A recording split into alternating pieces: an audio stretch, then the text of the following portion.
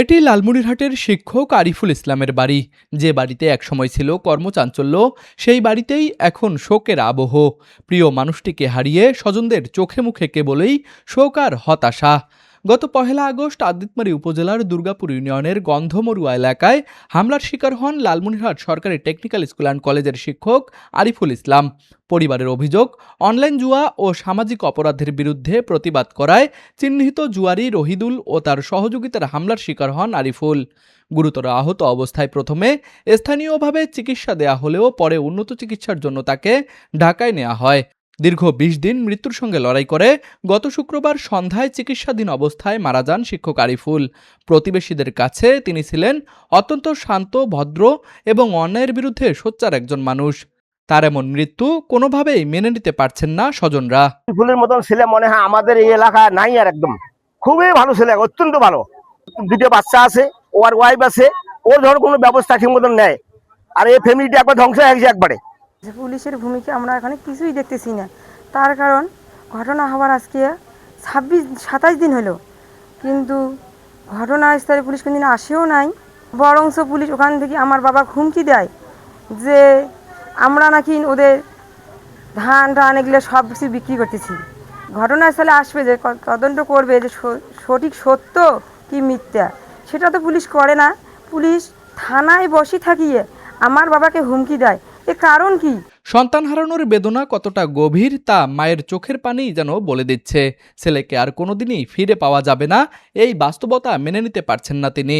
তার একটি দাবি, ছেলের হত্যার সুষ্ঠু বিচার। গ্রাজুয়েট ছেলে, সে ভার্সিটি পড়তো, লেখাপড়া শিখেছি, সে বড় মানুষকে ভালো কথা বলার যে কেসিও কি খেলার এই খালি এইটার করার জন্যই মনে করেন আমার ছেলেকে ডেকে নিয়ে যা হত্যা করি মারলো। বাবা, আমি তার যে হত্যা করি তার আমি ফাঁসি চাই। এদিকে স্বামীকে হারিয়ে 2 সন্তান নিয়ে এখন অনিশ্চয়তার মধ্যে রয়েছেন আরিফুলের স্ত্রী। সবচেয়ে কষ্টের বিষয়, আরিফুলের নবজাতক সন্তান বাবাকে দেখার সুযোগও পায়নি। একদিকে স্বামী হারানোর শোক, অন্যদিকে সন্তানের ভবিষ্যৎ নিয়ে দুশ্চিন্তা। সব মিলিয়ে কঠিন সময় পার করছেন আরিফুলের স্ত্রী। 35 বছর বয়স মাত্র, ও তো চেয়েছিল তরুণ সমাজকে ভালো করতে, কিন্তু পারেনি, উল্টে ওকে মরতে হলো। আমরা তো এটা আশা করিনি, আমরা চাচ্ছিলাম সমাজটাকে ভালো করতে, সেই সমাজ অন্ধকারে থেকে গেল।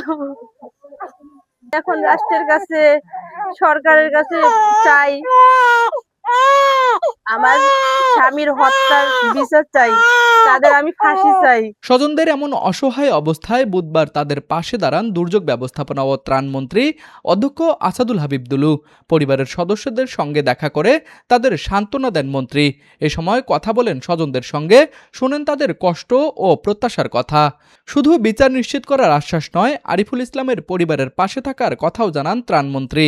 পরিবারের সদস্যদের জন্য কর্মসংস্থানের ব্যবস্থা করার আশ্বাসও দেন তিনি। আরিফুলের হত্যাকাণ্ড অত্যন্ত মর্মান্তিক। আজকে তার শোকসন্তপ্ত পরিবারের পাশে আমরা এসে দাঁড়িয়েছি। এই ধরনের হত্যাকাণ্ড আসলে কারো কাঙ্ক্ষিত নয়। মৃত্যু মানুষের স্বাভাবিক হবে, এটাই আমরা প্রত্যাশা করি।